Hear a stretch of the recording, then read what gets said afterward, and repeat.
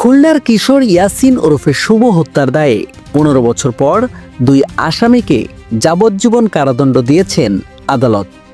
একই সঙ্গে তাদের সবাইকে ৫ লাখ টাকা জরিমানা, অনাদায়ে আরও ৬ মাসের সশ্রম কারাদণ্ড দেওয়া হয়েছে।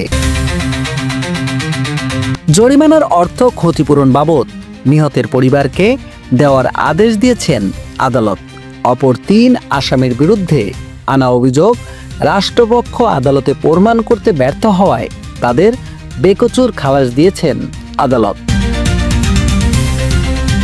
বৃহস্পতিবার ১০ জুলাই দুপুরে খুলনা মহানগর দায়রা জজ আদালতের বিচারক মোহাম্মদ শরীফ হোসেন হায়দার এই রায় ঘোষণা করেন। রায়ের বিষয়টি নিশ্চিত করেছেন ওই আদালতের বেঞ্চ সহকারী গণেশ কুমার দাস।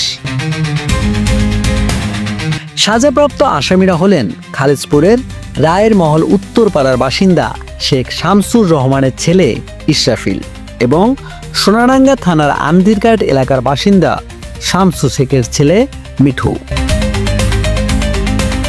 এছাড়া এই মামলায় খালাস পেয়েছেন রায়ের মহল এলাকার বাসিন্দা আব্দুল সাত্তার মুন্সির ছেলে মোহাম্মদ আরিফিন মুন্সি এবং একই এলাকার বাসিন্দা নূর মোহাম্মদ নুরুর ছেলে আবুল কালাম আজাদ ওরফে ডিবি কালাম ও আব্দুল ওহাব শেখের ছেলে মিরাজ।